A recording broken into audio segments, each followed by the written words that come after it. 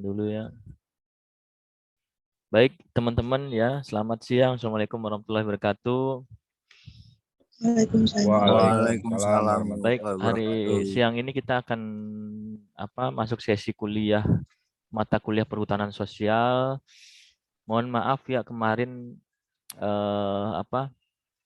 kita baru sesi ini ya kuliah nih. Ini berarti 2 minggu kita tidak melaksanakan kuliah, harus diganti nanti. Kenapa begitu? Karena saking banyaknya saya ngajar, saya tuh baru bisa ingat itu ketika dihubungi oleh mahasiswa ya.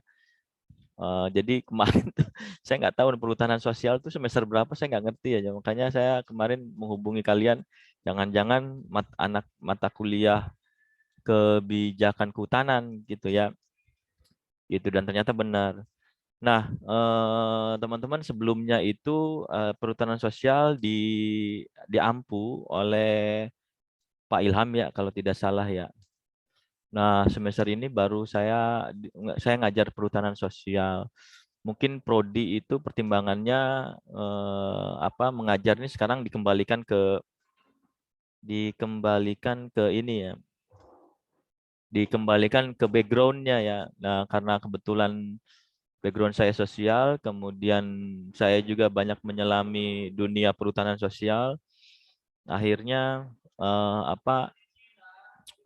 dibalikin ke saya ketika sayanya mampu ya, karena semester ini saya ngajar ada berapa tuh, hampir 12 kelas ya kelihatannya ya, termasuk kelas karyawan. Jadi lumayan banyak nih semester ini. Dan kemarin-kemarin memang diampu oleh Pak Ilham karena dosen sosial itu sedikit ya, sedangkan mata kuliahnya kan cukup banyak. Dan dulu itu saya dibantu, kami di sosial itu dibantu oleh Pak Oding ya. Pak Oding sekarang sudah ditarik di Fakultas Ekonomi dan dibantu oleh Pak Usmadi ya. Beliau sekarang udah pensiun. Jadi dulu bertiga gitu, isu sosial ekonomi itu bertiga. Nah, sekarang tinggal saya. Nah, sehingga ketika ada mata kuliah sosial, akhirnya nggak numplok di saya semua gitu. Akhirnya orang yang nggak punya background sosial pun diminta ngajar ya, gitu kayak Pak Ilham. Nah, semester ini kita balikin lagi lah. Mudah-mudahan saya mampu untuk mengajar kalian. Nah, teman-teman, hari ini kita cerita soal ini ya, soal konsep apa, kemudian konsep apa tentang perhutanan sosial, kemudian konteks kebijakannya saat ini, dan ragam ya. Nah, mata kuliah ini nanti kami akan mencoba melibatkan para praktisi ya, praktisi dari pemerintah dan dari NGO juga, dan dari kelompok perhutanan sosialnya. Nah, ini lagi coba saya hubungi ya. Kemarin saya sudah hubungi Direktur Bina Usaha Perhutanan Sosial. Beliau welcome, tapi karena ya, saya harus lapor juga ke fakultas ya, kaitannya dengan dosen praktisi ini belum ada kabar lagi, belum ada pendekatan kapan akan dimulainya. Nah, yang kedua, saya akan menghadirkan pelaku perhutanan sosialnya nih, si komunitasnya juga, untuk coba mereka cerita dan lain-lainnya dalam konteks pengajuan mekanisme perhutanan sosial maupun pengelolaan mekanisme perhutanan sosial. Sebetulnya ada banyak yang yang jadi kelompok-kelompok yang bisa kita ajak untuk diskusi. Tapi saya coba pilah-pilah ya, karena kaitannya untuk praktikum juga, untuk media praktikum kalian ya. Kalian untuk media praktikum kalian.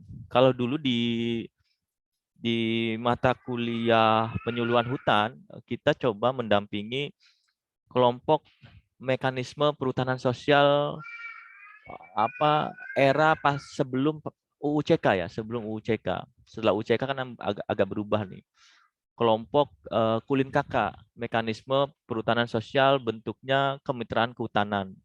Jadi kerjasama antara kelompok masyarakat dengan perusahaan ya, perusahaan yang diberi izin pengelolaan hutan. Nah, di Jawa ini kan perusahaan yang diberi izin pengelolaan hutannya adalah Perum Perhutani.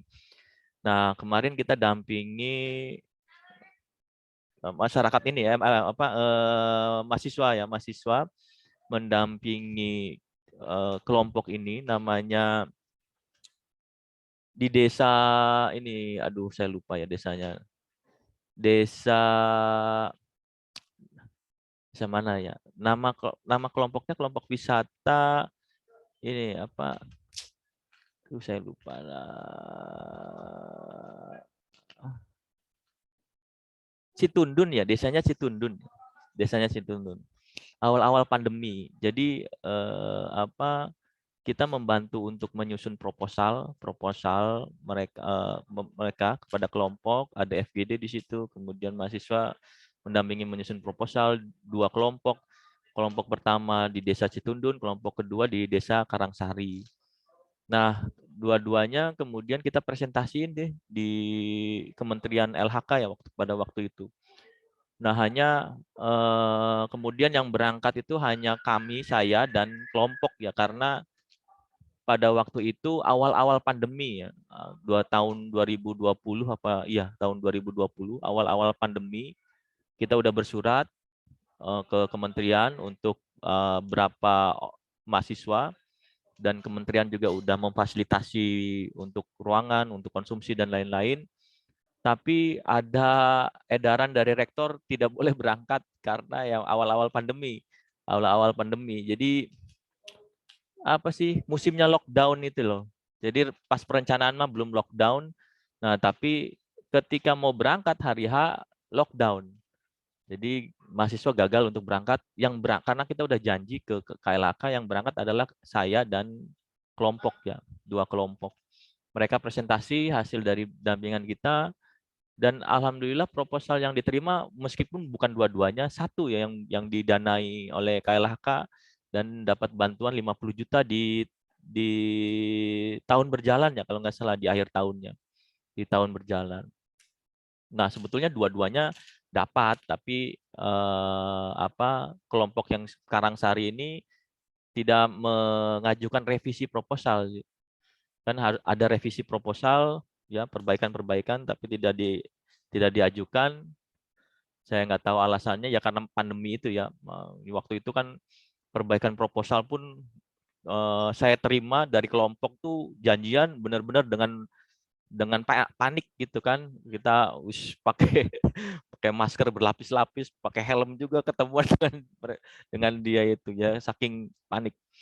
Nah, semester ini mekanisme pendampingan akan saya coba buat lagi gitu dalam rangka praktikum kalian ya, praktikum kalian. Tapi saya coba pilah-pilah yang benar-benar memang membantu kelompoknya. Nah, ini lagi saya pilah-pilah. Ada kemungkinan kita membantu kelompok masyarakat adat ya, hukum adat di Lampung, Provinsi Lampung ya, karena dari kemarin dinas kehutanan provinsi di sana meminta kami untuk coba dampingi gitu, kelompok PS-nya, kelompok perhutanan sosialnya sudah disahkan oleh KLHK, tapi mereka belum dapat bantuan. Nah, oleh karenanya mungkin di sesi ini, semester ini, nanti kalian media untuk ajang praktikumnya, kelompok yang akan kita bantunya, mungkin itu ya salah satu ide ya. Ini baru masukan-masukan, coba nanti kita lihat situasinya. Dan kita juga akan mengundang ini ya, praktisi pendamping PS ya, pendamping masyarakat PS dari NGO. Mungkin nanti kebetulan ada kolega-kolega juga di sana. Nanti dari NGO pojok desa ya. salah satu NGO yang memang bermain di apa bidang agraria dan juga mendampingi pengajuan perhutanan sosial. Nah, teman-teman, itu mungkin strategi kita dalam satu semester ini. Jadi nanti ada dosen dari praktisi yang akan mengisi kuliah ini. Nah, dari KLHK, karena kaitannya dengan administrasi, nanti coba lihat situasinya dengan prodi ya atau dengan dekan. Tapi yang udah pasti mungkin kita akan mengundang praktisi dari Dinas Provinsi Lampung ya, Kehutanan Lampung, dan dari masyarakat adat di Provinsi Lampung yang sudah keluar izin perhutanan sosialnya, dan dari pojok desa, Nah, teman-teman, sampai sini gimana? Ada pertanyaan nggak sebelum kita lanjut?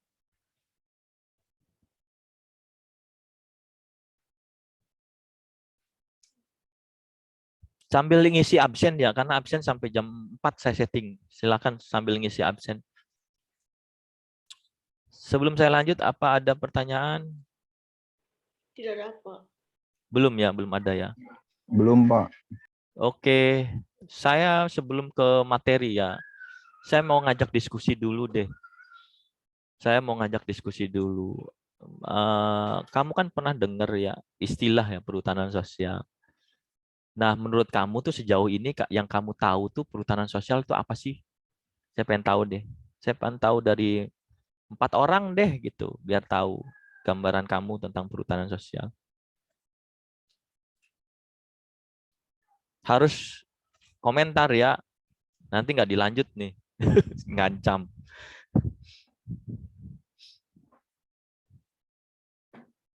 Ayo, Anda pernah dengar nggak istilah perhutanan sosial? Dan sejauh ini menurut kamu, gambaran kamu perhutanan sosial itu apa sih?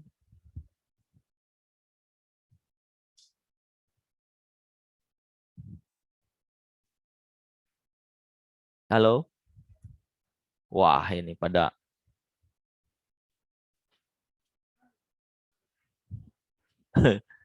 Halo, siapa nih? Adik Kosasi? Bisa jawab nggak? Dengar nggak? Vika Fauzia? Dengar, Pak, dengar. Iya, gimana? Kamu bisa beri komentar dong. Kamu pernah dengar nggak istilah perhutanan sosial? Pernah, Pak. Nah, menurut kamu tuh yang mungkin belum diajar mata kuliah perhutanan sosial saat ini tuh kamu menganggap mendefinisikan atau mengkonsepkan perhutanan sosial itu apa sih? Kalau nggak salah, sistem pengelolaan hutan lestari, Pak, Oke. yang dilaksanakan dalam kawasan hutan negara.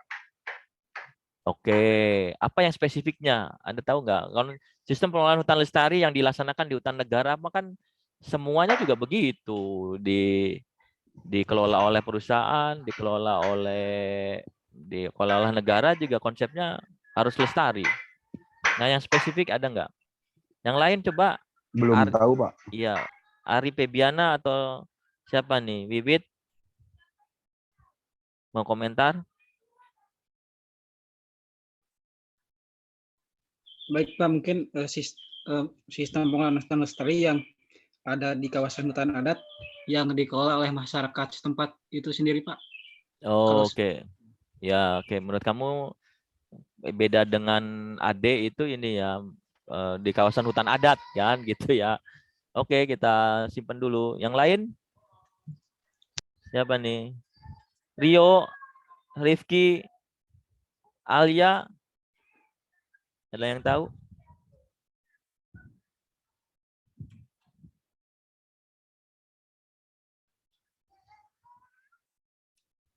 Halo, Wiwit Walinda. Ini Wiwit Walinda. Ya, Pak. Gimana? Anda pernah dengar nggak konsep perhutanan sosial?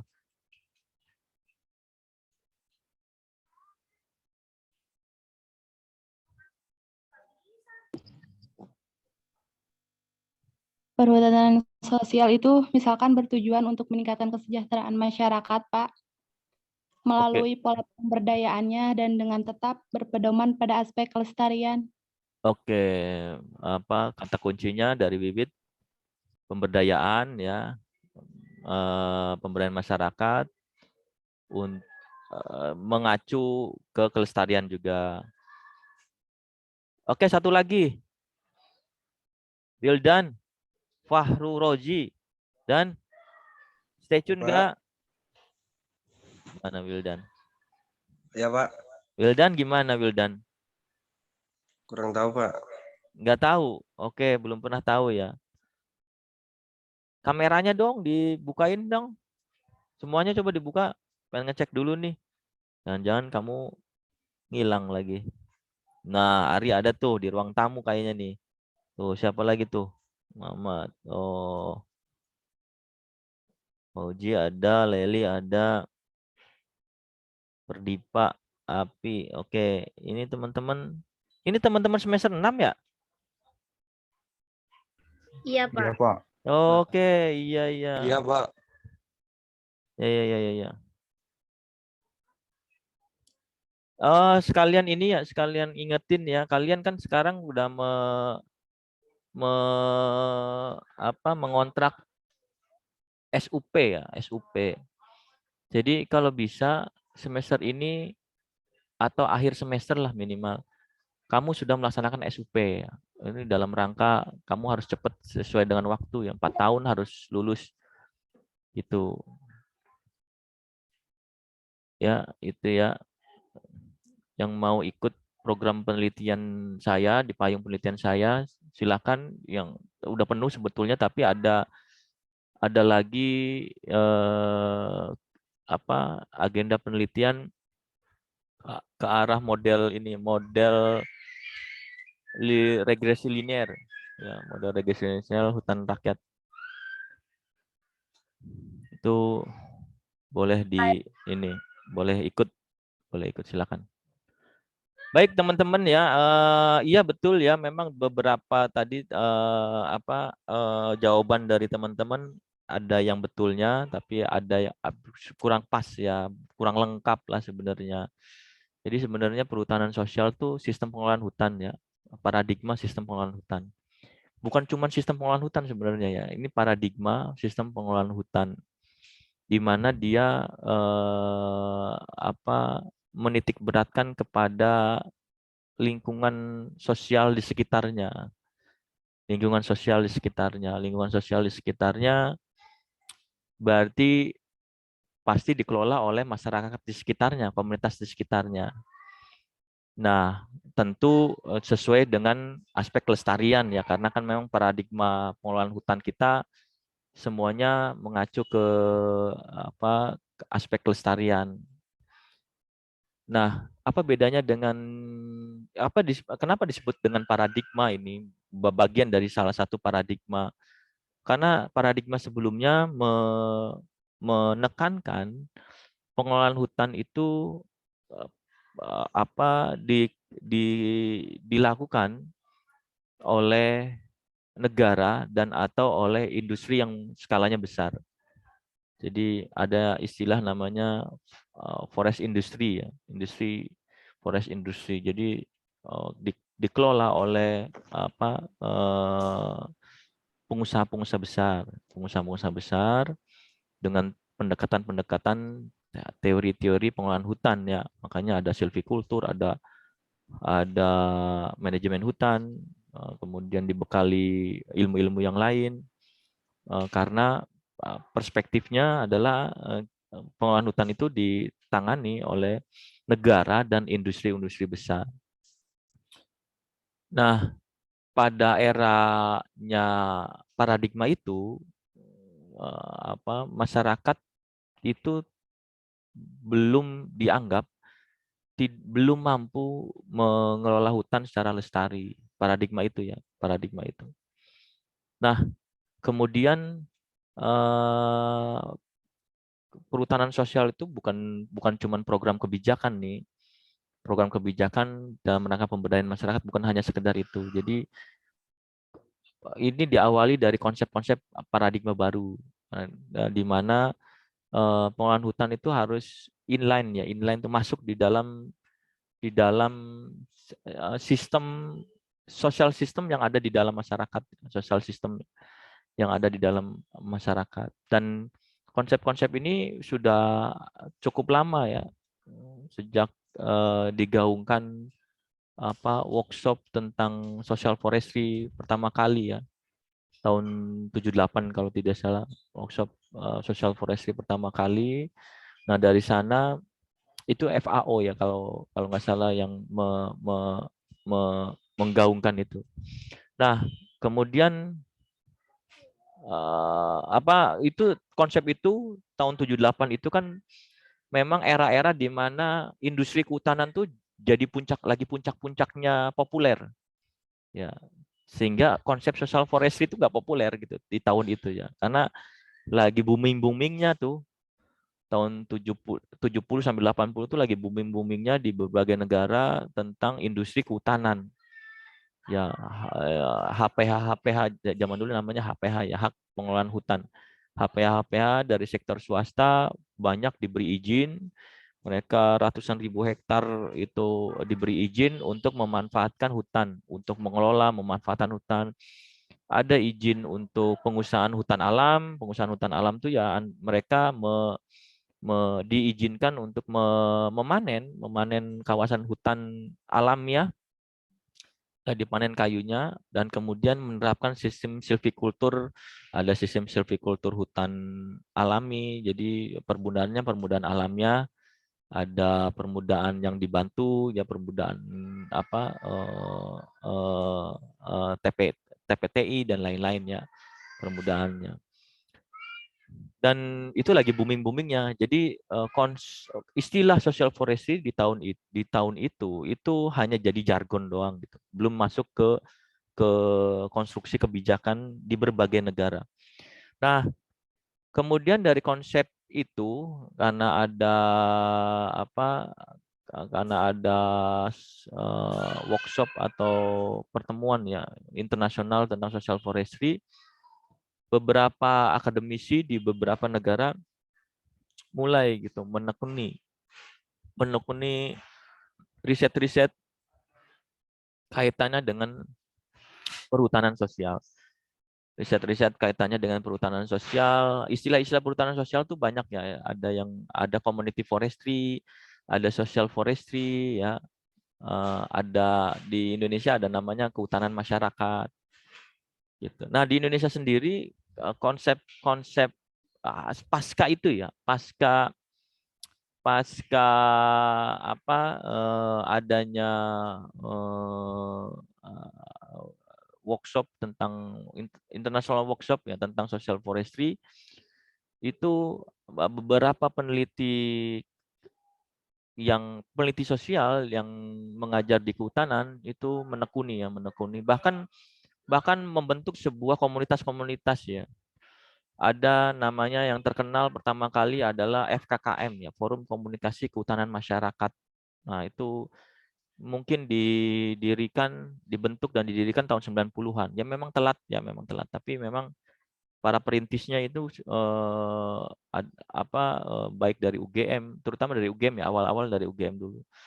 Profesor Hasanus Simon almarhum kemudian membentuk itu bersama kawan kolega-kolega, dan dibentuknya pada tingkat nasional ya. Jadi forum itu kemudian yang berisi akademisi, berisi NGO, membentuk bersama-sama tentang FKKM, dan agendanya adalah pendampingan ya, terutama ya pendampingan tentang pengelolaan hutan berbasis masyarakat yang pada waktu itu belum populer, tapi dalam rangka bisa mempengaruhi kebijakannya.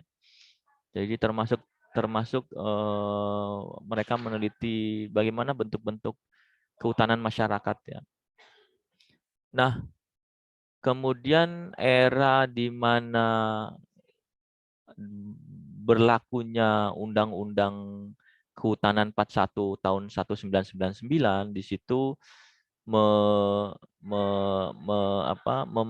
memanatkan bahwa pengelolaan hutan itu tidak hanya dikelola oleh sektor swasta besar, tapi boleh juga oleh masyarakat lokal ya, masyarakat lokal dan masyarakat adat gitu di sana. Hanya sudah ada gitu, mandat undang-undangnya sudah ada, tapi bahwa presiden dan kementerian pada waktu itu belum masif ya menjadi sebuah program, pengemasan program, karena memang paradigmanya masih ke industri besar ya, penganutannya di industri besar.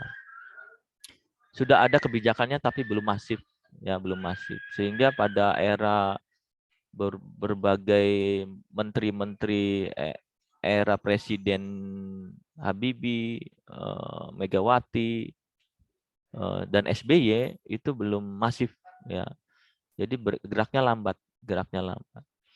Nah, pada era Presiden Jokowi, karena Presiden Jokowi sebetulnya kan ini ya, kalau Anda tahu politik ya, sebenarnya relasi politiknya Presiden Jokowi itu kan terutama PDI Perjuangan, ya, PDI Perjuangan. Dan underground-nya orang-orang PDI Perjuangan itu orang-orang, beberapa relasinya adalah orang-orang agraria ya, aktivis agraria, para aktivis lah, aktivis agraria. Sehingga bahkan ketika Presiden Jokowinya menjadi presiden, beberapa para pendukung ini masuk di sistem pemerintahan ya, masuk ya. Dan ini yang paling masif saya lihat ya di era presiden manapun. Yang paling masif tuh para pendukung tuh masuk di sistem-sistem kebijakan publik ya, lembaga kebijakan publik, entah di level KL ya, kementerian atau lembaga, entah di berbagai kementerian, maupun di level ini BUMN-nya ya, BUMN. Anda tahu bahwa beberapa aktivitas masuk dia ada menjadi sebagai tenaga ahli, ada yang menjadi staf ahli menteri gitu, ada yang menjadi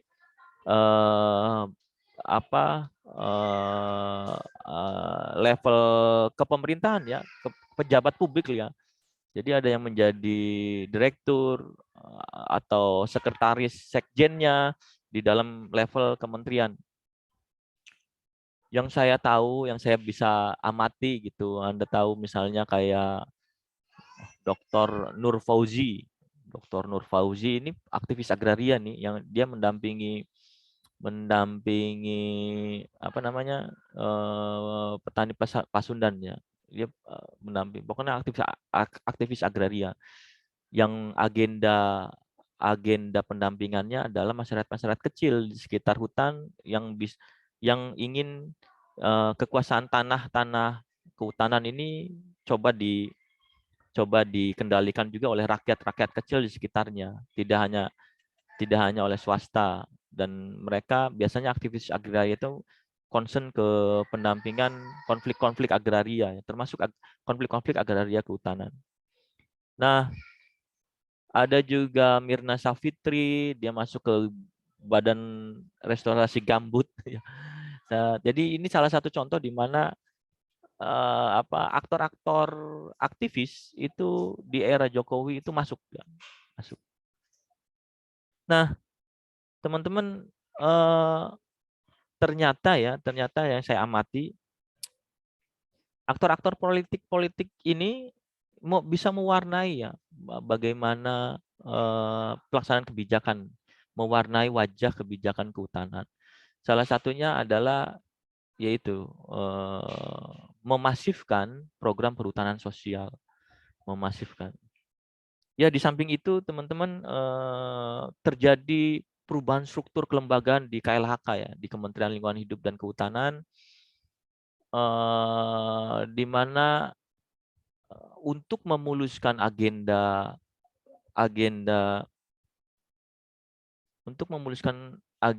ini ada yang telepon untuk masuk diskusi grup diskusi SMA. Aduh, saya kok tahu-tahu ditelepon. Baik, lanjut ya. Untuk memuluskan ya agenda resolusi konflik di kehutanan melalui perhutanan sosial, KLHK merubah struktur kelembagaannya. Jadi sejak era itu kan ancur ini ya, dirombak total ya, rombak-rombakan lah ibaratnya zaman itu ya, zaman Jokowi naik ya, tahun 2014. Kemudian pada waktu itu lingkungan hidup sama kehutanan kan masih terpisah. Itu Kementerian Kehutanan tersendiri, Kementerian Lingkungan Hidup tersendiri. Kemudian terjadi isu untuk efektivitas efisiensi, beberapa kementerian dilebur. Nah, beberapa kementerian dilebur, kemudian termasuk kehutanan sama lingkungan hidup lebur. Ya, nah ketika dilebur itu kan akhirnya struktur kelembagaan tuh ditata ulang ya. Struktur kelembagaan yang paling sederhana, kamu tahu lah kalau misalnya di organisasi kelembagaan itu kan ada strukturnya ya, ada struktur organisasinya ya. Hampir mirip kayak kalau kamu masuk BEM berarti kan ada ketua BEM, ada wakil BEM, wakil ketua, ada administrasi, ada divisi apa. Nah, kementerian juga gitu ya, ada level menteri, ada sekjen yang ngurusin tentang kesekretariatan. Kemudian di bawah menteri itu ada dirjen-dirjen ya, direktorat jenderal, yang biasanya yang sesuai dengan urusan-urusan ya, yang menangani urusan-urusan tertentu dan biasanya sesuai dengan kebijakan-kebijakan. Nah, karena saya ini ya, saat perubahan struktur itu, saya pernah hadir di itu kan forumnya ada forum ya, ada forum. Saya pernah hadir juga di kementerian pada waktu itu malam-malam ya. Saya pada waktu itu memang bukan undangan resmi. Pada waktu itu kan setelah maghrib tuh, kemudian saya ngelihat ini ada apa kan pas lagi berkunjung sama teman. Kemudian saya masuk, oh mereka lagi membahas struktur organisasi KLHK yang baru. Dan di situ kebetulan ada dosen-dosen saya yang menjabat di situ juga kan, termasuk salah satu perintis kehutanan masyarakat ya, Profesor Awang ya. Profesor Awang dia mungkin sudah bosan di kampus, tidak bisa berkontribusi apa-apa, mungkin dia udah jadi profesor itu. Dia kemudian masuk di dunia pemerintahan ya. Profesor Awang dari UGM. Di eranya Zulkifli menterinya, dia masuk ke staf ahli menteri Profesor Awang ini. Kemudian pas era Jokowi menterinya baru, Profesor Awang kemudian ditarik di salah satu dirjen ya, masuk jadi dirjen, direktur jenderal di kementerian yang baru. Saya ketemu dengan Profesor Awang pada waktu itu masih belum jadi dirjen, dia masih saya nggak tahu ya apa, cuman kebetulan ketemu. Nah, di situ pembahasan itu kemudian saya tidak mengikuti lagi. Intinya adalah karena target nawacitanya Jokowi itu kan membangun dari pinggiran gitu ya. Kemudian diterjemahkan di dalam agenda kebijakannya KLHK, salah satunya adalah membangun program perhutanan sosial dengan target 12, berapa juta hektar gitu, 12, sekian juta hektar. Nah, itu target yang besar ya, target yang besar. Artinya seluas itu, bagaimana pengelolaan hutannya ditangani oleh masyarakat kecil. Dan kenapa ada angka 12, sekian juta hektar itu? Karena ya itu dia, data-data itu di backup oleh aktivis agraria juga ya. Dia masuk ke mungkin dia masuk ke partai politik Nasdem dan lain-lain, dia tahu data-data itu bla bla bla, terutama data tentang konflik-konflik ya, penguasaan lahan di lapangan yang sudah dikuasai dan menjadi konflik saling klaim gitu, dan itu angkanya besar ya, 12-an juta hektar. Nah, karena agendanya besar, akhirnya kalau di dalam teori kelembagaan ya, intinya untuk bisa kebijakan itu kan pengambilan keputusan ya, pengambilan keputusan tentang untuk mencapai tujuan tertentu ya.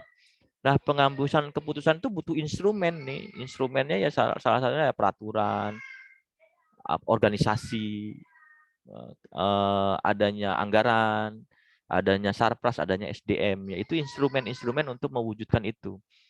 Nah, karena arah kebijakannya adalah bagaimana resolusi konflik di 12 juta, sekian hektar dalam bentuk mekanisme perhutanan sosial ini, oleh karenanya itu kan kebijakannya, itu kan kebijakan. Akhirnya untuk menunjang itu organisasinya harus dirubah, anggarannya harus didorong, didukung, SDM-nya harus banyak, gitu kan.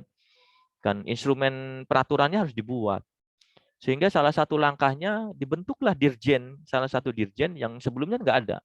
Namanya Dirjen PSKL ya, Direktur Jenderal Perhutanan Sosial dan Kemitraan Lingkungan. Nah, itu gabungan dari Direktorat Kemitraan Lingkungan, dari Kementerian Lingkungan Hidup zaman dulunya. Nah, urusan PS itu ngambil dari DAS. Dulu ngomongin masyarakat tuh ada di Dirjen DAS ya, daerah aliran sungai. Ya, ngomongin masyarakat tuh ada di DAS, urusannya DAS. Sehingga dia diambil salah satu urusan yang nangani masyarakatnya. Kemudian dengan yang Kementerian Lingkungan dari Kementerian Lingkungan Hidup disatukan orang-orang itu dan dibentuklah dirjen baru namanya Dirjen PSKL ya, Perhutanan Sosial dan Kementerian Lingkungan. Nah, di bawah dirjen ini ada urusan-urusan ya, ada direktorat-direktorat ya untuk memuluskan agenda target 12 sekian juta hektar itu. Ada namanya direktorat persiapan kawasan ya, PKPS ya namanya, kawasan perhutanan sosial. Ada direktorat konflik khusus nangani konflik, ada yang direktorat yang khusus nangani bina usaha perhutanan sosial. Banyak ya direktorat-direktorat. Jadi dicoba untuk menangani hulu hilir. Nah, teman-teman, bahwa namun ini baru awal tahun ini struktur itu dirubah lagi akibat dari ada kebijakan Menpan RB itu yang tidak ada, harus ada efektivitas struktur ya, tidak ada lagi eselon 4 dan 3, pembatasan eselon 3 dan tidak ada lagi eselon 4 di tingkat pusat. Jadi kepala seksi itu nggak ada lagi, adanya adalah fungsional. Sehingga dirombak dan nomenklatur nama direktoratnya juga berubah ya. Nah, itu ya teman-teman, itu sekilas aja cerita tentang bagaimana agenda perhutanan sosial yang dari konsep diskurs ya, diskurs itu diskursus ya, wacana dari tahun 78 itu hadir di dunia internasional lewat lokakarya internasional ya, kaitannya dengan perhutanan sosial, social forestry. Kemudian dari diskursus wacana dulu, kemudian mewujud menjadi sebuah kebijakan dan jadi regulasi dan jadi agenda pembangunan akhirnya ya. Jadi perhutanan sosial salah satu agenda pembangunan. Nah, balik lagi ya tentang konsep tadi ya, paradigma perhutanan sosial.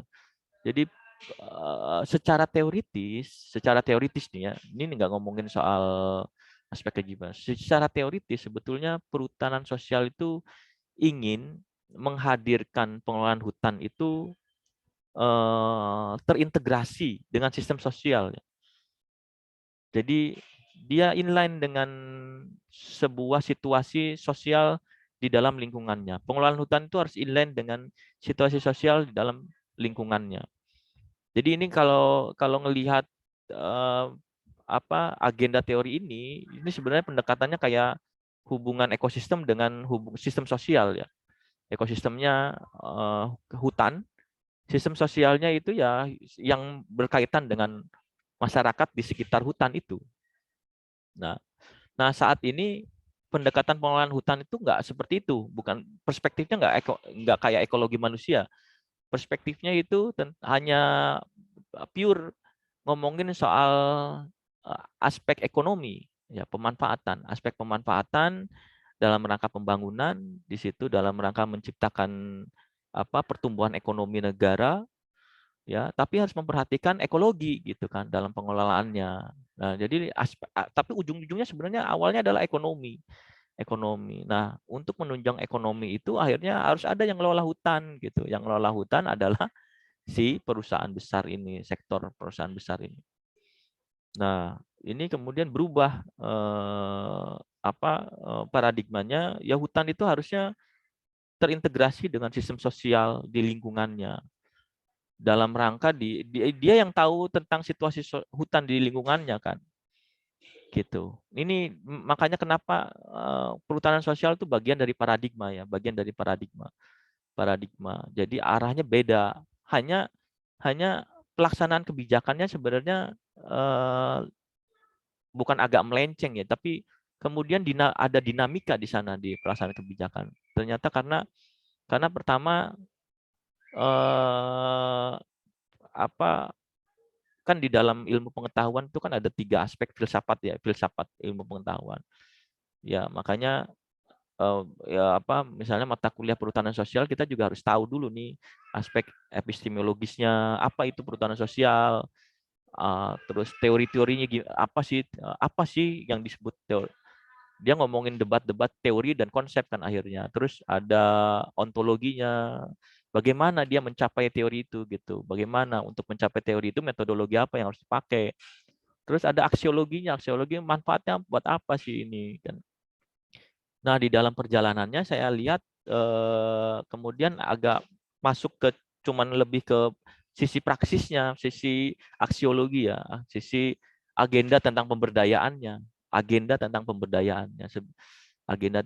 tapi sisi di mana epistemologi bahwa paradigma perhutanan sosialnya ini loh sebenarnya paradigmanya. Dia ngomongin soal ekologi manusia, ngomongin soal pengelolaan hutan dalam perspektif di dalam lingkungannya itu. Nah, perspektif di dalam lingkungannya itu kan berarti ada aspek ini ya, aspek sistem sosial, sistem budaya, sistem ekonomi, sistem politik lokal di sekitar situ yang harus mewarnai itu. Tapi belakangan akhirnya lebih ke bagaimana proses-proses pemberdayaan. Dan di tingkat lokal sendiri ternyata kan ada fragmentasi perubahan sosial di tingkat lokal itu. Makanya kenapa sekarang akhirnya banyak program-program PS itu yang agak melenceng ya gitu. Agak melencengnya tuh ya dia nanemin di luar komunitas hutan gitu. Gitu kayak kejadian di Indramayu, kejadian di beberapa tempat. Kemudian dia mengandalkan komoditas yang punya relasi dagang dengan komoditas global gitu ya. Ya, kayak misalnya komoditas global itu apa ya? Sawit ya. Kopi misalnya kan. Relasi-relasi itu. Sedangkan itu menjadi tantangan sebenarnya, paradigma perhutanan sosial ini karena salah satu tantangan di tingkat tapak adalah terjadinya perubahan sosial ya, terjadinya perubahan sosial akibat dari relasi-relasi jejaring masyarakat lokal dengan pihak luar ya, sehingga ada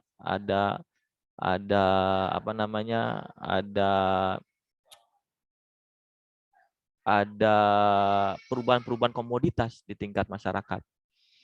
Mungkin dulu masyarakat itu kan ini ya, dia inland dengan ekosistem hutan sekitar mereka, kemudian mereka basisnya untuk penghidupan subsisten. Yang dia tanam itu kan agroforestinya ya sesuai dengan apa yang menjadi kebutuhan dia. Ya dia nanam kelapa kan, dia nanam kopra, dia nanam berbagai komoditas yang memang memang menjadi kebutuhannya dia subsisten. Tapi kita lihat landscape sekarang itu kan beda.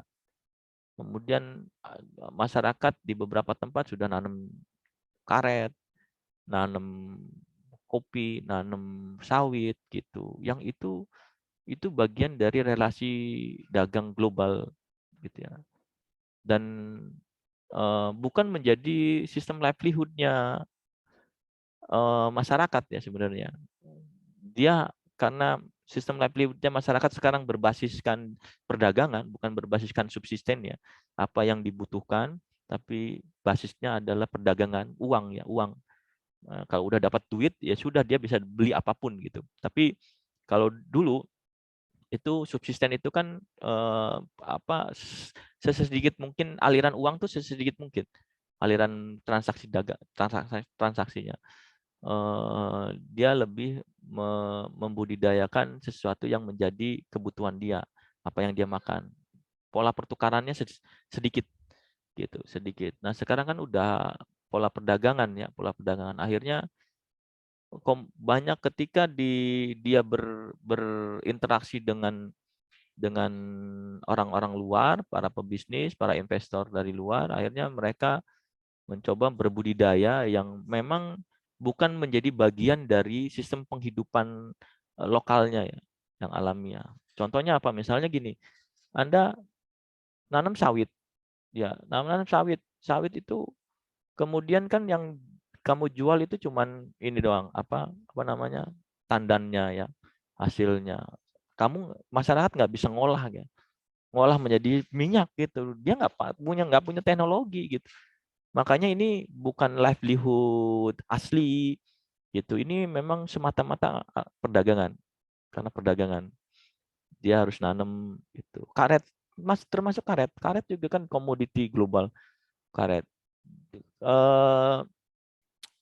Dia nggak punya teknologi untuk karet itu menjadi subsisten. Nggak bisa dia. Ya, nggak bisa dimanfaatkan langsung untuk kebutuhan dia secara subsisten.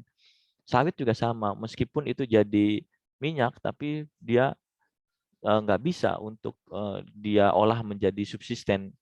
Beda dengan kelapa ya, beda kelapa kan, kelapa kemudian apalagi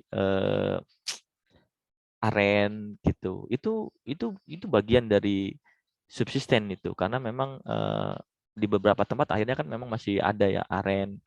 Karena teknologi pengolahan aren itu masyarakat mampu untuk mengolahnya ya. Gitu. Kelapa untuk bikin minyak goreng ya dia tanam kelapa dan kelapa itu diolah sedemikian rupa jadi minyak kelapa dan bisa untuk menggoreng beberapa dan itu komoditas yang ini ya yang apa namanya bagian dari sistem penghidupan ya dia di lingkungannya. Nah, saat ini akhirnya ya sudah berubah ya. Jadi paradigma perhutanan sosial pun melenceng kalau menurut saya melenceng ya. Melenceng yang tadinya yaitu basisnya adalah bagaimana ngelola hutan tuh terintegrasi dalam komunitinya. Jadi social organisasinya. Tapi karena tantangan global sekarang udah kuat,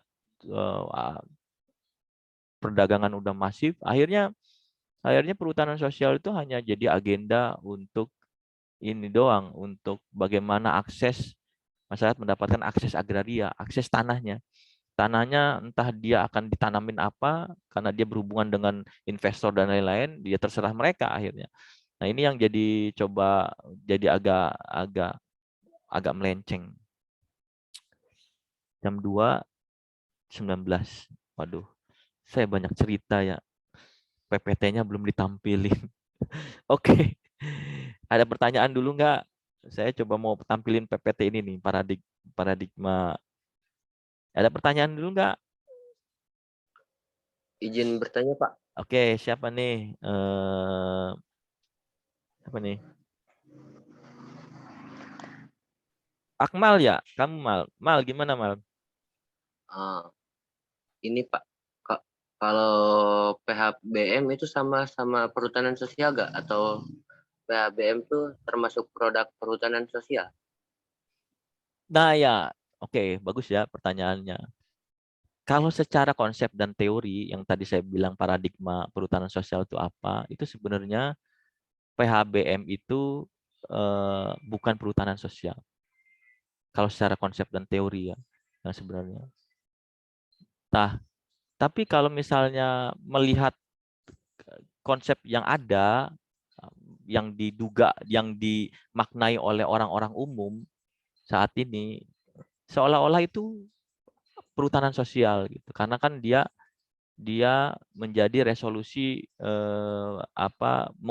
resolusi pemberdayaan masyarakat lokal dalam mengelola hutan. Jadi perhutanan sosial saat ini tuh ngomongin soal bagaimana masyarakat sekitar hutan itu terlibat mengelola hutan gitu, mengelola hutan gitu. Nah, PHBM kan pada waktu itu kan program awal-awal reformasi ya.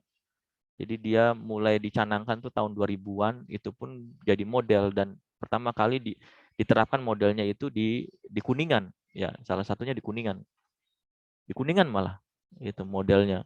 Pertama kali diterapkan PHBM tuh di Kuningan. Jadi Kuningan tuh punya sejarah ya. Nah, belum ada konsep-konsep perhutanan sosial yang saat ini sama ya. Belum, pada waktu itu belum. Karena kan tahun awal-awal reformasi 98, 99, tahun 2000-an, di mana gejolak sosial pada waktu itu kan masif ya. Pengen berontak nih, yang tadinya ditekan terus, zaman itu belum nggak ada akses untuk memanfaatkan hutan, kemudian demo di mana-mana, akhirnya respon untuk melakukan kemitraan ya. PHBM itu kan kayak kemitraan, kemudian kerjasama sama perhutani, dan sharing hasil akhirnya. Nah, masyarakat bisa mengelola tanah, kemudian dia dapat sharing hasil juga. Kayunya juga ada sharing hasilnya. Nah, itu PHBM istilahnya. Tapi di dalam agenda perhutanan sosial saat ini, istilah itu namanya kemitraan kehutanan. Ya, nggak ada istilah PHBM lagi, namanya kemitraan kehutanan. Konsep itu. Nah, konsep itu namanya kemitraan kehutanan. Kemitraan kehutanan itu bentuk perhutanan sosial di mana masyarakat itu terlibat bermitra dengan perusahaan yang sudah memiliki izin pemanfaatan hutan.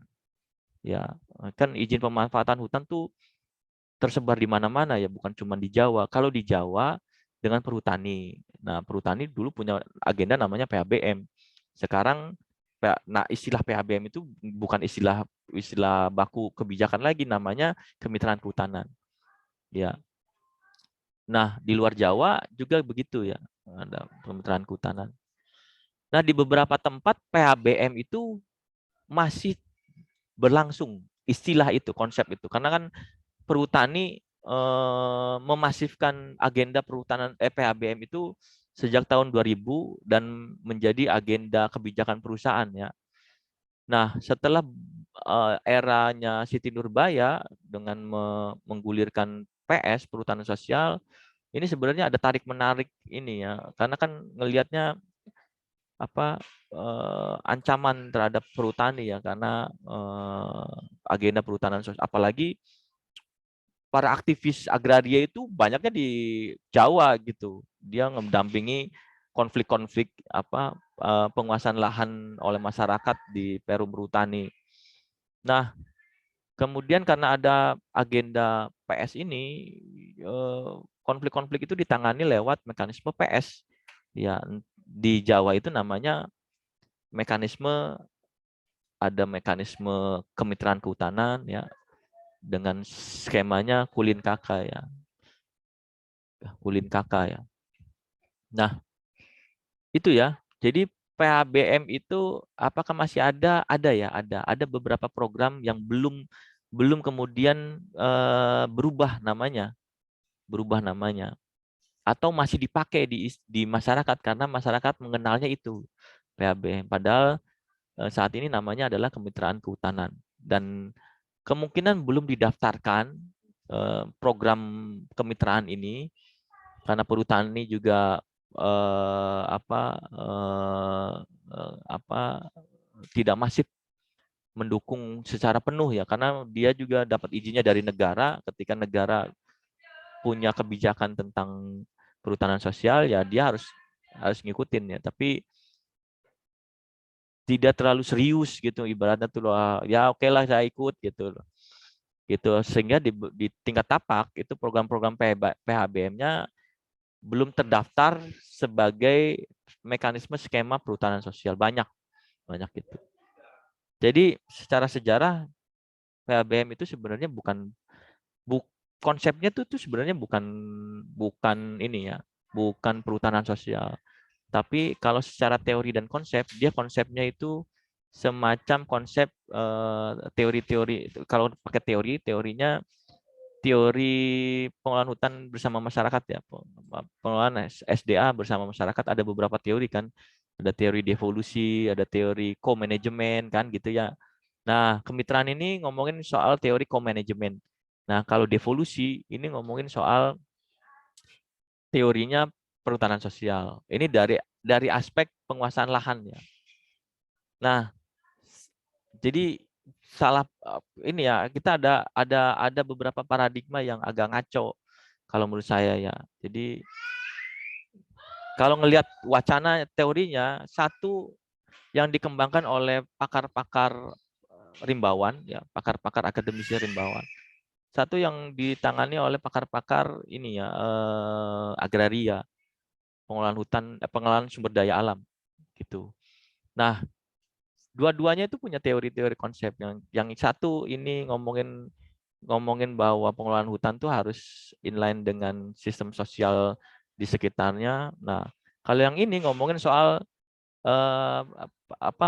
penguasaan lahan, mekanisme penguasaan lahan ya.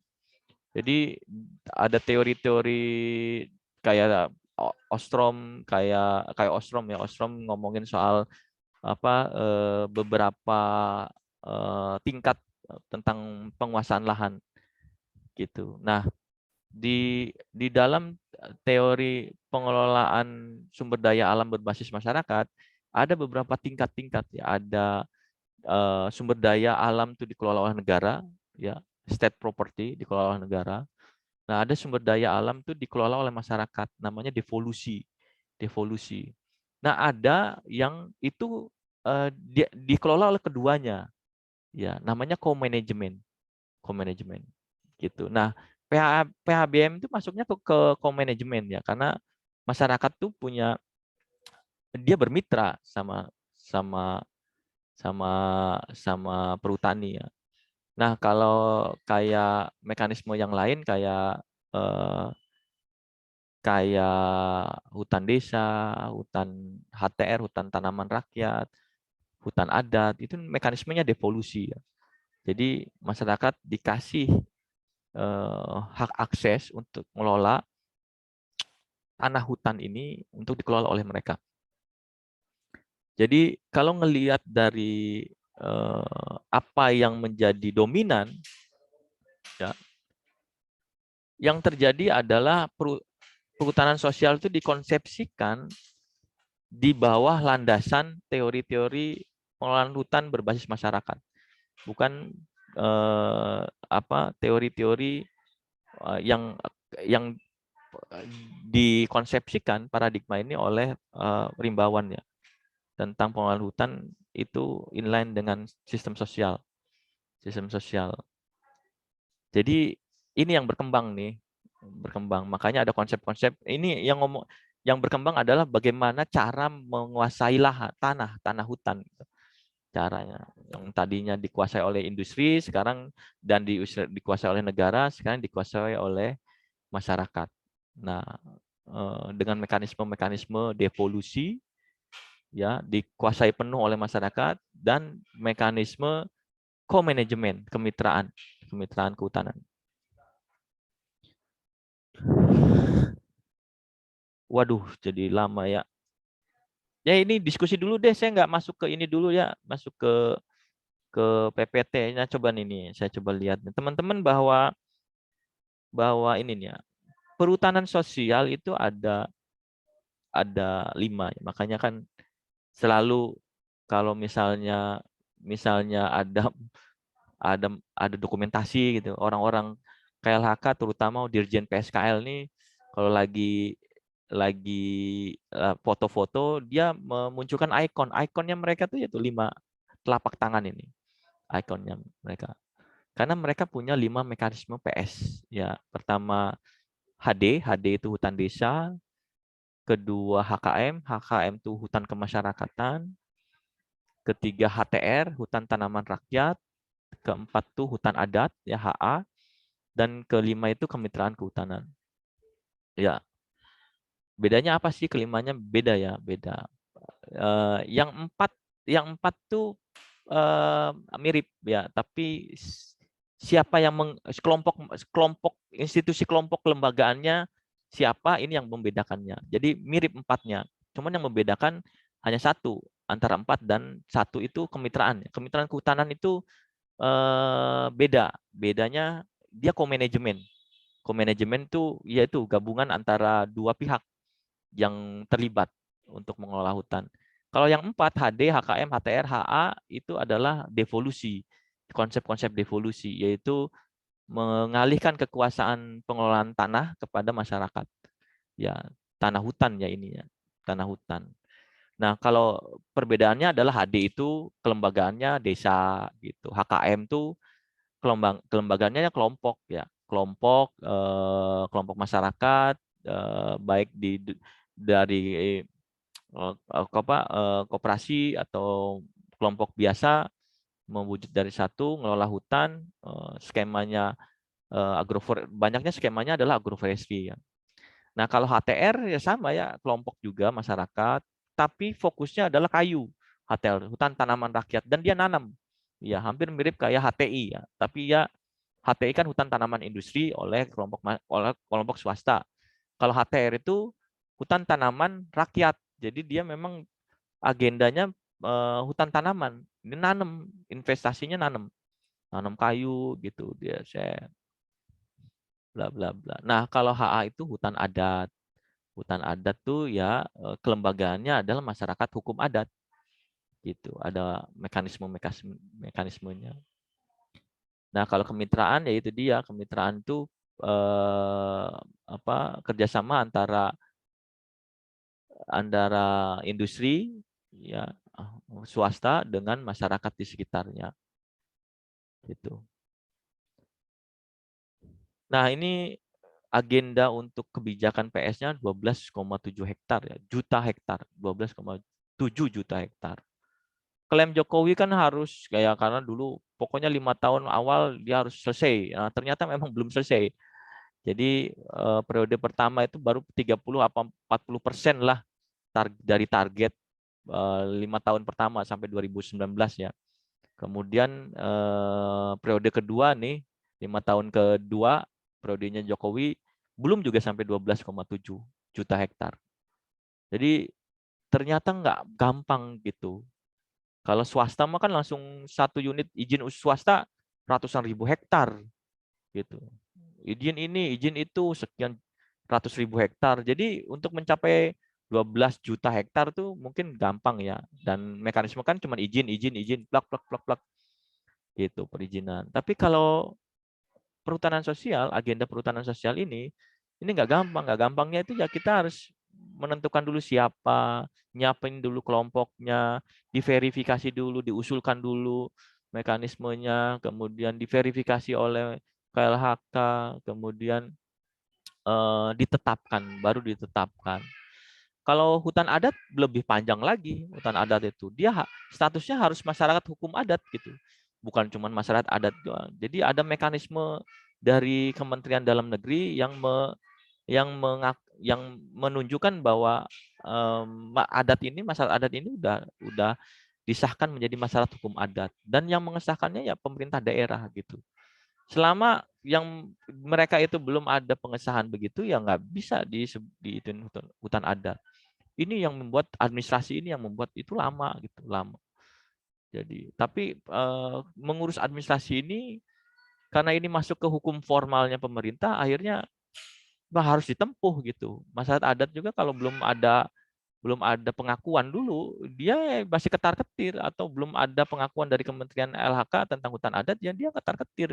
Dia bisa digulingkan oleh swasta gitu, karena statusnya masih belum formal. Gitu ya. Masyarakat adat mekanisme lebih parah ya, dia ngajuin dulu ke pemerintah daerah, ke bupati. Bupatinya juga harus punya perda dulu. Harus ada perda turunan dari peraturan Mendagri ya, nomor 54 tahun 2014, saya lupa ingat. Nah, harus ada perda tentang mekanisme penetapan hutan adat itu, masyarakat hukum adat. Nah, udah ada perda itu, kemudian masyarakat mengusulkan, ada mekanisme verifikasi. Mekanisme verifikasinya pun ada tim ya, kayak tim ad hoc yang menilai mereka itu benar nggak sih masyarakat adat gitu, ada tim.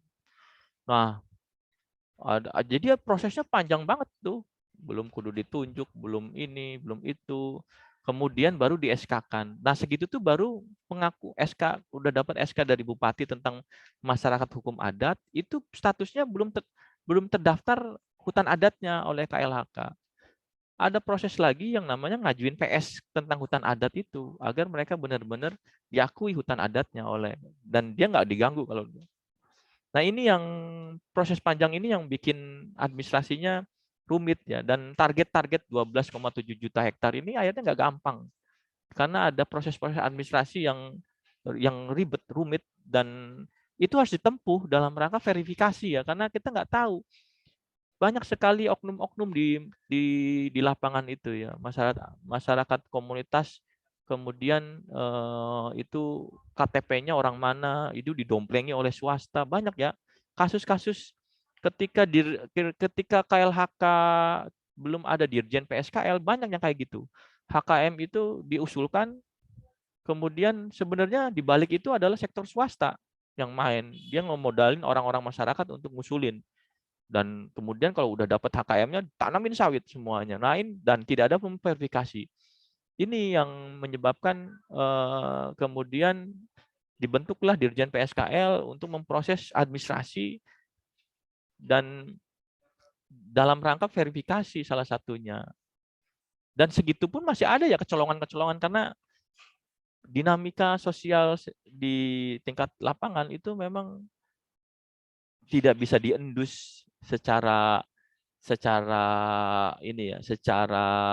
sempurna oleh tingkat pusat. Cuma Anda lihat ya, misalnya kita nggak tahu mekanisme, misalnya kan kayak misalnya gini deh gitu ya, yang sederhana aja lah yang kita lihat di sekitar kita. TNGC secara nasional didaulat berhasil ya, kan, memberdayakan masyarakat, karena di tiap desa ada mekanisme pengelolaan wisata alam tuh berbasis masyarakat. Gitu. Coba lihat Karangsari deh. Karangsari kan gitu ya, dikelola masyarakat. Ada wujudnya tuh kelompok masyarakat. Gitu, ada ketuanya, ada gini, ada gitu. Itu yang kita lihat gitu, secara kasat mata, kemudian secara yang dilihat. Tapi kalau Anda dalemin, Anda berinteraksi lebih dalam lagi gitu, yang biasa orang sosial lakukan gitu, bergaul, itu keluar tuh ke fakta-fakta yang benar-benar terjadi di lapangannya. Misalnya ternyata hanya dikuasai oleh aktor-aktor tertentu kan, kemudian ternyata yang menerima manfaat tuh hanya orang-orang tertentu. Terjadi dinamika sosial politik lokal, banyak terjadi kayak gitu tuh, dan itu nggak bisa diendus sempurna oleh teman-teman pusat. bulan Desember saya ke Sulawesi, saya mengunjungi PS ya, perhutanan sosial bentuknya HKM. Ya, mereka didanai oleh proyek, dapat bantuan mesin-mesin, mereka ada produk-produk ya, dan produk itu laku dijual, omsetnya bagus. Ya, produknya itu gula semut ya, karena dia berbasis aren. Gula semut, gula tadinya gulanya batok-batok begitu, nah kemudian dikasih perlengkapan peralatan untuk ngolah jadi gula semut, dan berhasil dipasarin, omsetnya cukup lumayan. Tapi ketika faktanya itu di Daulat itu berhasil gitu menurut KLHK, karena kan ada produk, ada aktivitas dan lain-lain. Tapi kalau kita dalamin lagi, ternyata yang berkuasa adalah hanya satu orang. Mekanisme pemberdayaannya nggak sempurna gitu di sana. Masyarakat hanya mendapatkan ya ini hanya mendapatkan akses aja gitu. Dan bahkan ada yang mangkrak gitu ya, beberapa pembinaan-pembinaan banyak yang mangkrak, tidak berjalan. Dan dinamika politik lokalnya ada. Itu nggak bisa sempurna. Hanya meskipun sudah terverifikasi, ada orang yang ngecek gitu, ada pendampingan, kemudian ada pemberdayaan dan lain-lain, bahwa situasi sosial di lapangan itu tidak selalu sama dengan apa yang kita konsepkan. Saya jadi ngomong ngelantur, ini udah jam berapa nih? Oke, teman-teman, karena ini waktunya udah panjang juga ya, saya ceritanya nggak banyak nih. Ini hanya prolog aja dulu deh. Jadi ini materi tentang PS-nya bisa dilanjutkan minggu berikutnya. Sebelum ditutup nih, saya mau tanya dulu, apakah ada yang mau ditanyakan?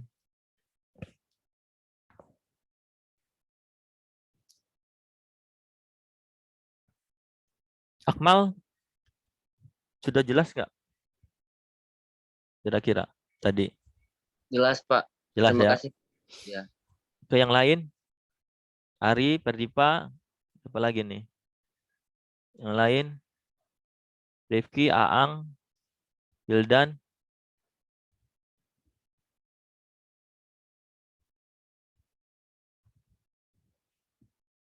Ini tinggal 14 orang ya. Tadi ada berapa? Kayaknya tadi banyak deh. Pada ngilang. Oke, Perdipa ya ini. Gimana Perdipa? Perdipa gimana? Dibuka aja ininya, kameranya. Coba. Iya, Pak. Gimana Perdipa? Pak, kan perhutanan sosial itu Kamu tuh perasaan pakai kerudung ya? iya. Buka tutup, Pak. Oh, buka tutup kayak jalan tol aja, buka tutup kamu gimana? Jilbab kayak jalan tol. Gimana? Pak, kan perhutanan sosial yaitu sistem pengelolaan hutan lestari yang dilaksanakan dalam kawasan hutan negara atau hutan hak ya, Pak. Permasalahan yang lebih krusial di perhutanan sosial kan administrasi dan perizinan ya, Pak. Itu bagaimana ya, Pak? Ya, yang spesifik apa maksudnya? Bagaimananya ini yang kamu pengen tanyakan apanya? Tentang administrasi dan perizinannya. Iya, yang tadi saya bilang kan. Terus? Iya, ada lagi? Enggak. Oke. Iya, yang tadi saya bilang kan bahwa target 12,7 juta hektar ini ternyata nggak mudah dan berjalan lambat karena memang proses administrasinya nggak gampang ya. Dulu mungkin prosesnya nggak rumit ngajuin ini, tapi sekarang karena ada yang ngurus ya, ada dirjen PSKL khusus ya, direktorat PKPS ya, persiapan kawasan perhutanan sosial. Perhutanan sosial itu kan awalnya harus dari indikasi dulu nih, ada peta PIAP namanya, peta indikasi area perhutanan sosial. Nah, itu udah dipetakan tuh, tapi itu indikasi.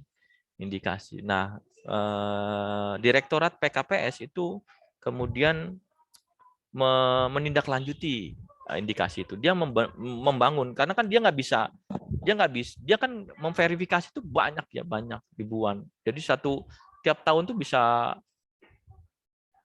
banyak ya, ratusan ya, mungkin ribuan gitu ya, tiap tahun tuh mereka harus verifikasi. Nah, pertama memang jumlah SDM di tingkat direktorat ini nggak banyak lah, nggak banyak. Sedangkan yang mengajukan itu kan banyak di tingkat lapangan. Nah, strateginya kementerian itu dia membentuk ini ya, pokja, kelompok kerja.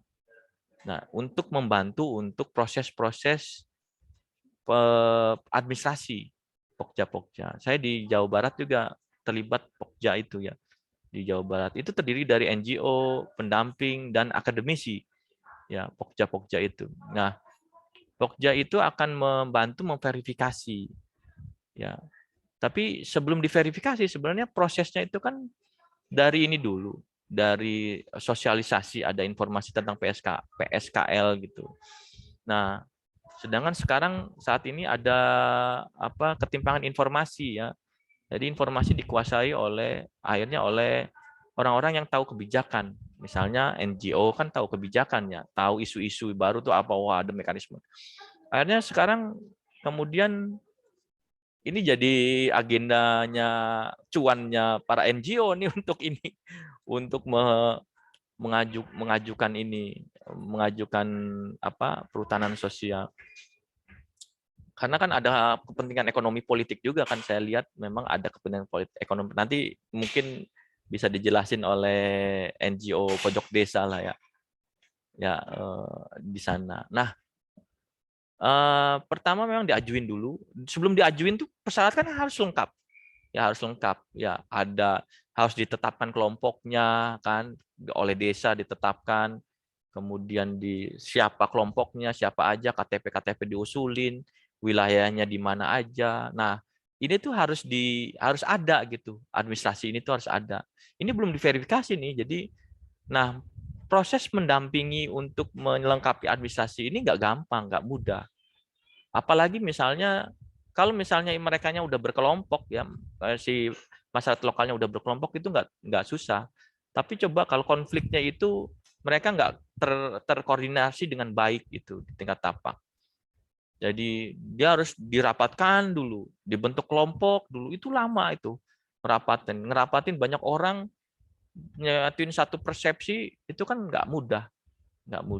Kemudian rapat sosialisasi dulu kan, ini ada agenda ini, perhutanan sosial. Oh ini KLHK belum masuk nih, baru tingkat pendamping sama kelompok nih, pendamping sama kelompok.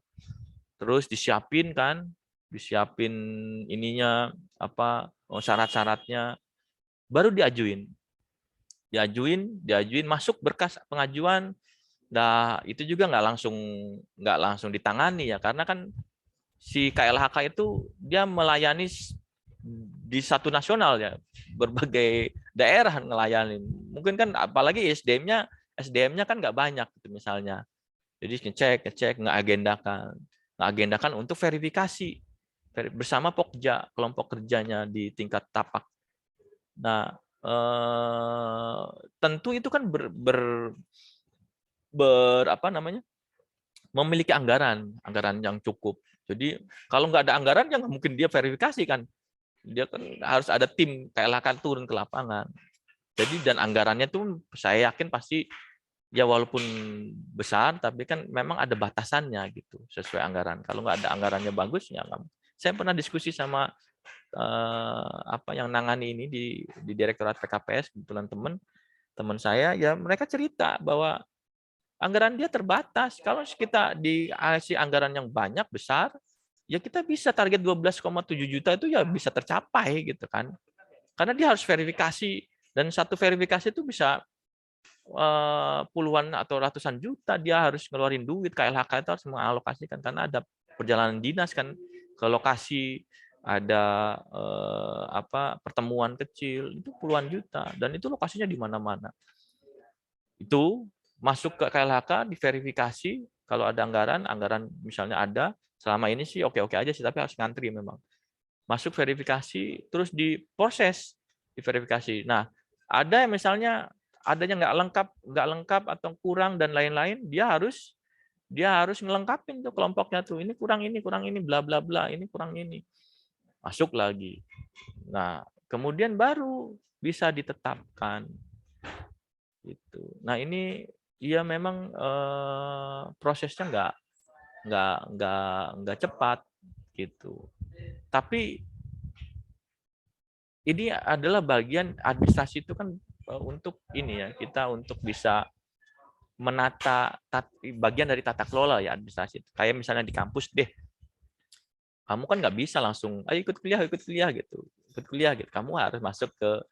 kamu harus mengajukan FRS gitu, itu bagian dari administrasi tuh. Nah, untuk bisa kamu FRS terverifikasi, kamu harus membayar gitu, terverifikasi.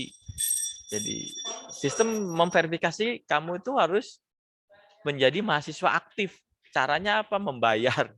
Kan, kamu bayar dulu berarti kan. Dari FRS kamu terverifikasi oleh dosen enggak, dosen pembimbingmu gitu. Kan. Dosen pembimbing itu untuk mengecek kamu, mengarahkan kamu misalnya bla bla. Itu kan fungsi-fungsinya kan ke sana administrasi itu. Terus baru terverifikasi oleh program studi ngecek lagi bla. Nah, itu kan ribet tuh administrasi. Cuman itu tuh tata kelola. Itu tuh bagian dari tata kelola agar tujuan ini tercapai, tujuan di mana kamu ikut layanan kuliah terverifikasi sebagai mahasiswa yang terbimbing dalam fakultas. Gitu. Nah, ada SDM, ada sistem kan akhirnya. Sama, perhutanan sosial juga gitu, dan yang ngomongin administrasi akhirnya rumit ya, tapi kita nggak bisa menghindari administrasi karena itu bagian dari tata kelola.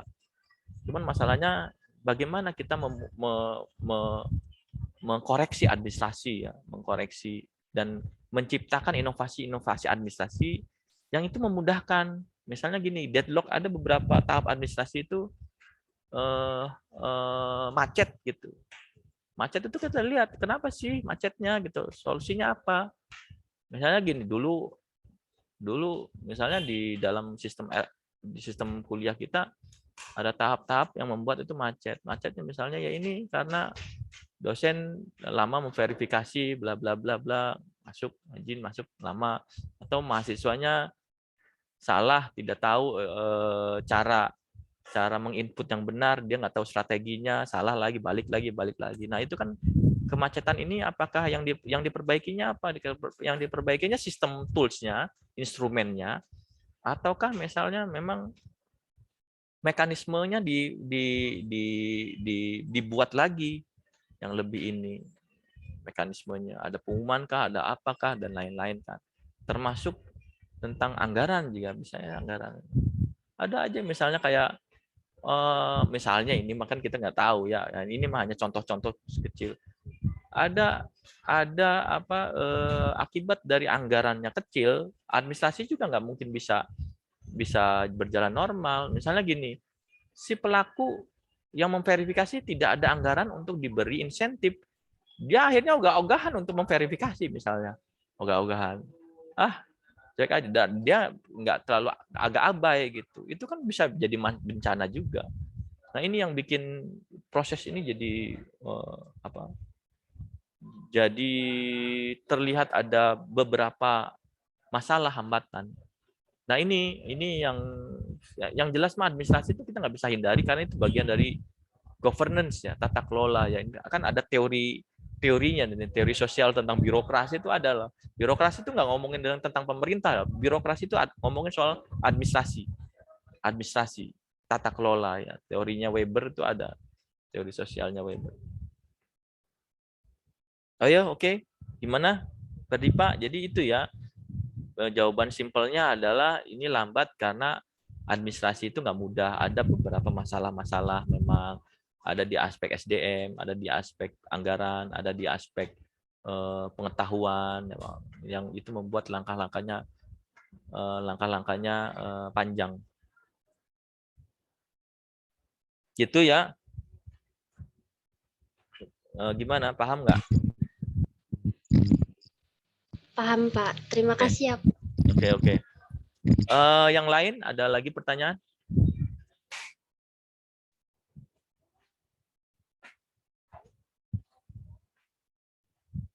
Baik teman-teman, kalau nggak ada, saya akhiri dulu deh sesi sekarang ya. Jangan lupa absen ya, jangan lupa absen. Nanti kita ketemu di minggu berikutnya atau lihat situasi apakah ada tambahan jadwal kuliah untuk minggu depan. Ya, saya lihat dulu situasinya karena kita ketinggalan 2 minggu. Mudah-mudahan Anda paham untuk materi hari ini. Dari saya sekian dulu ya. Terima kasih atas kehadiran kalian. Salam sehat dari Jakarta ya. Assalamualaikum warahmatullahi wabarakatuh. Waalaikumsalam warahmatullahi wabarakatuh. Waalaikumsalam warahmatullahi wabarakatuh.